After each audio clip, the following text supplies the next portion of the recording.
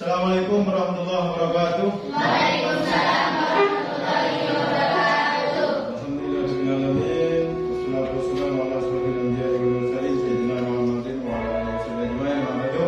Anak-anakku sekalian, selamat pagi semua. Pagi. Gimana kabar kalian pada pagi hari ini? Alhamdulillah semua sehat dan semoga kita selalu diberi kesehatan oleh Allah Subhanahu wa taala sehingga kita bisa menyelesaikan kegiatan pembelajaran pada hari ini sampai tuntas. Amin. Allahumma amin. Anak-anakku sekalian, seperti biasa, ini pertemuan yang pertama di kegiatan pembelajaran yang kita laksanakan. Yang akan kita bahas yaitu kaitan dengan apa yang disebut dengan norma dan keadilan. Namun sebelum kita memulai pembelajaran, seperti biasa, untuk menumbuhkan rasa semangat kalian, kita berdiri menyanyikan lagu Indonesia Raya untuk menumbuhkan semangat kalian dalam belajar. Silakan berdiri. Indonesia.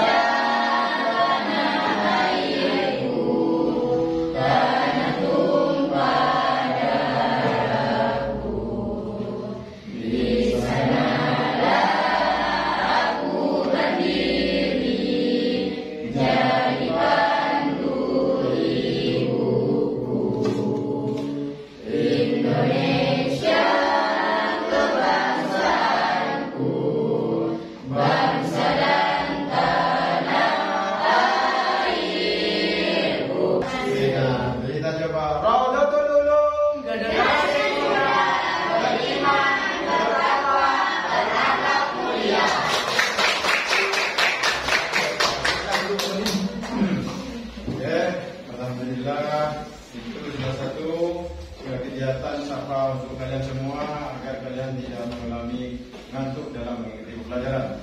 Anak-anak sekalian,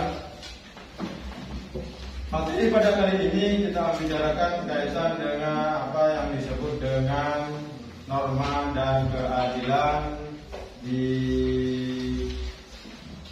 buku paket itu di halaman 30. Itu materi dengan norma dan keadilan. Namun sedikit saya akan menjelaskan kaitan apa yang dimaksud itu norma. Nah, itu ya. Saya ada yang tahu apa itu norma? Peraturan itu ada berapa macam? Ada norma ya, norma ada 4. Coba sebutkan apa saja?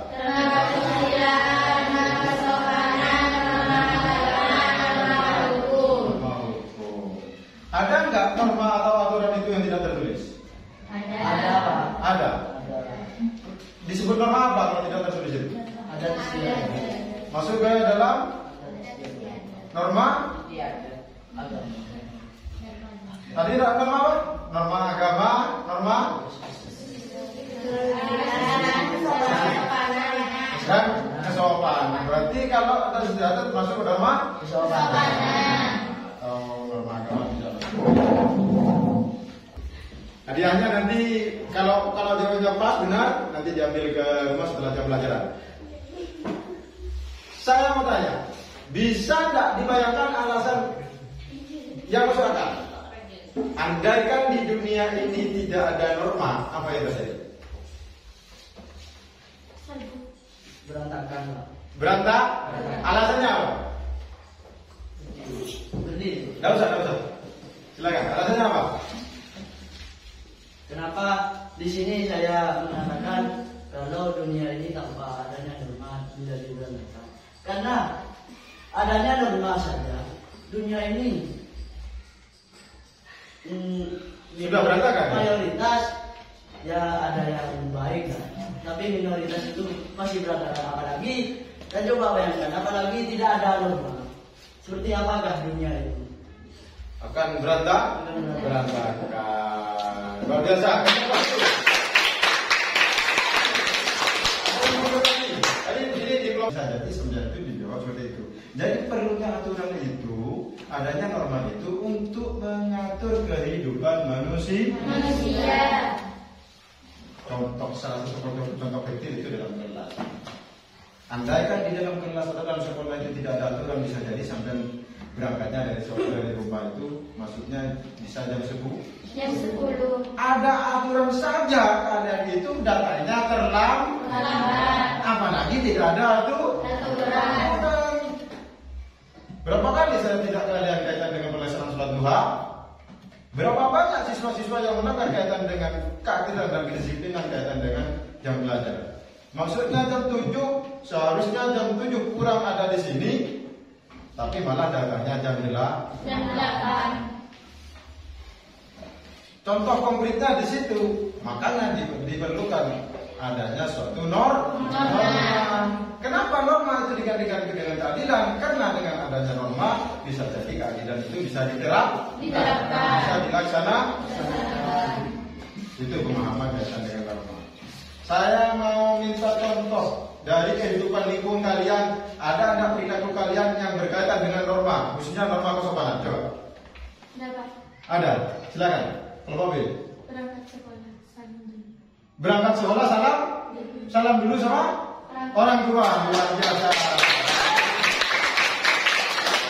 Itu termasuk norma atau aturan yang masuk norma kesopanan.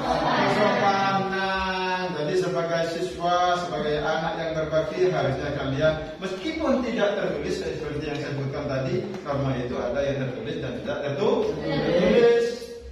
Kalau yang tidak tertulis itu ada istiadat yang masuk norma kesopanan, yang tertulis itu masuk aturan-aturan dan perundang-undangan. Jadi ketika sampai meskipun tidak tertulis di rumahnya, berangkat sekolah harus hukum bapak atau ibu. Tidak ada kan? Tidak ada. Tapi itu sudah masuk karena norma kesopanan. Secara tidak langsung dan dengan kesadaran yang penting kalian itu harus melaksanakan itu. Intinya apa? Ketika mau berangkat, kalian harus hukum pada orang tua. Lebih-lebih lagi kalau sampai membuat sendiri aturan-aturan itu, coba disampaikan di depan pintu masuk di kamarnya tulis 1 aturan rumah tangga, 1 berangkat sekolah hukum orang tua, 2 berpakaian rapi, 3 sarapan dulu, 4 tidak boleh minta sangu. Aman seperti itu ya kan? Tidak boleh minta sangu. Kenapa harus tidak boleh minta sangu? 4 kasihan orang tua. Nah, ketika sampai mau berangkat minta sangu itu ya beraturannya. Kalau kalian sudah membuat aturan itu sendiri, maka secara tidak langsung kalian harus mengikuti aturan itu sendiri. Kalau sampai melanggar aturan yang kalian buat sendiri, berarti sampai tidak menghargai hasil aturan itu sendiri. Ada sih peribahasa yang mengatakan aturan itu dibuat untuk dilanggar. Saya mau tanya, aturan dibuat itu setelah ada pelanggaran atau aturan dulu yang dibuat? Aturan dulu. Hah? Aturan atau norma dibuat itu setelah ada pelanggaran atau aturannya dulu yang dibuat? Setelah ada pelanggaran. Sebelum. Sekarang mau tanya. Saya kasih contoh setelah ada pelanggaran. Oke, saya tanya ini. Di sekolah, sebelum kalian masuk ke sini, sebelum masuk ke sekolah ini, ada nggak aturan tidak boleh terlambat? Sekolah di sini sebelum sampai masuk ke sini, ada siswa tidak boleh terlambat. Siswa masuk kelas jam 7.30, ada nggak? Ada. Berarti dibuat sebelum pelanggaran. Iya. Iya kan? Nah, sekarang sampai tadi pendapatnya dibuat dulu. Dibuat dulu. Saya mau tanya. Dulu ada enggak undang-undang ini? Sebelum adanya masuk listrik ke sini, ada pencurian setrum listrik. Berbeda undang-undang seperti itu? Tidak ada. Jaringan listrik ini kan masuk ke sini tahun sekian. Sebelum masuk ke sini, ada enggak aturan dilarang mencuri listrik setrum? Tidak ada kan? Tapi setelah ada pencurian setrum, pencurian listrik, dayanya 1.300 atau 450, tapi pemakaiannya lebih banyak dari yang ditanjurkan dari kilometer 450 itu. Berarti itu ada pencuri. Paham? Nah, setelah ada pencurian baru dibuatlah undang-undang. Jadi yang benar gimana? Dua-dua. Sama-sama benar. Berarti saya benar.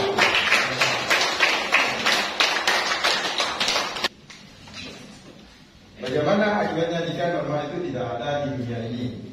Terus bagaimana caranya agar norma dipatuhi oleh masyarakat? Silakan kalian cari informasi itu di lingkungan kalian yang sesuai dengan yang ada di lingkungan kalian.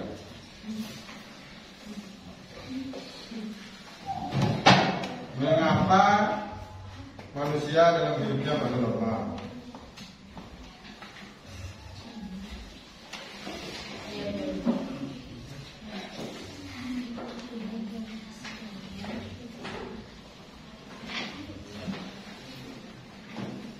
Tanya Pak, jangan Pak. Ya. Yang perlu didiskusikan ini yang cari contoh selain sunduman orang tua, apa yang dari informasi kenapa di dunia ini berkuatannya norma? Ya, kalau yang di gambar itu cuma salah satu contoh yang ada di lingkungan. Jadi kalian itu mencari informasi contoh norma-norma yang ada di lingkungan kalian, kaitkan dengan pertanyaan itu. Apa yang kalian ketahui di lingkungan kalian? Seperti umpama ngambil uang orang tua itu nggak boleh. Nah, jadi mengapa manusia itu dalam kehidupannya perlu norma? Kaitkan dengan itu. Andaikan tidak ada norma, mungkin sampai itu pakai kerentuan dan itu akan sulit. Itu. Terus yang kedua, bagaimana akibatnya jika norma itu tidak dipatuhi? Maksa ngambil uang orang tua atau apa itu. Yang ketiga, bagaimana caranya agar norma itu bisa diketahui oleh masyarakat? Atau kalian pun kalian sendiri, dalam keluarga aja dulu. Saya kasih contoh tadi, buatlah aturan kalian sendiri, silakan sampai di kamar, tulisnya itu. Yang sekiranya kalian bisa melaksanakan. Sehingga ketika kalian keluar akan melihat norma itu aturan. Saya harus begini, saya harus begini.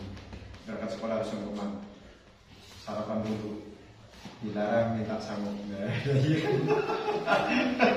Silakan. Waktunya 30 menit di. Kalau memang tidak ada yang tidak dipahami, silakan tanya. Seperti yang mau disampaikan oleh teman kalian tadi.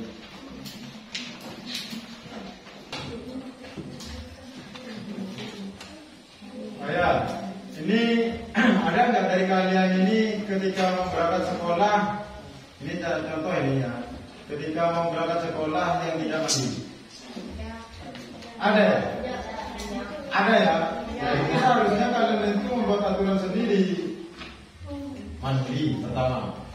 Itu dibuat seperti yang saya sampaikan tadi. Aturan saya, aturan rumah tangga. Mana yang mau berangkat sekolah harus mandi. Sarapan dulu, sungkem orang tua. Nah yang terakhir, tidak boleh kamu. Ya itu seharusnya dibuat seperti itu. Kalau kalian itu diterapkan, itu akan membentuk kedisiplinan kalian sendiri secara tidak langsung. Harusnya itu yang kalian buat. Terakhir, saya sampai sekolah tidak boleh terlambat. Jadi kalau itu sudah dibuat aturan dalam rumah, ditempelkan, kalian ketika mau keluar, kalian baca pertama sudah, kedua sudah, yang terakhir. Saya mau ke sekolah tidak boleh terlambat. Itu dia. Itu yang seharusnya. Pulang sekolah, kegiatannya apa? Dibuat lagi. Pulang sekolah, istirahat 5 menit, tidur. Habis itu sholat zuhur, habis sholat zuhur baru berangkat sekolah madrasah. Itu seharusnya dibuat. Jadi kalian itu punya spirit sendiri, punya jadwal dan aturan sendiri yang dibuat untuk melatih kedisiplinan kalian sendiri. Sebelum kita akhiri, mari anak-anak kita tutup dengan doa.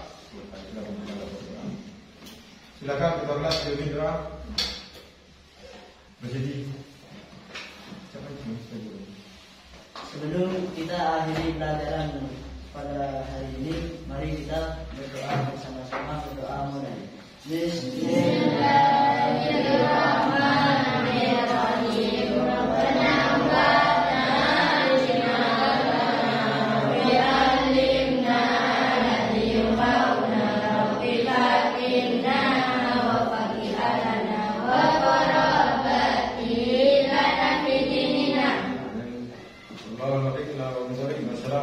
warahmatullahi wabarakatuh. Waalaikumsalam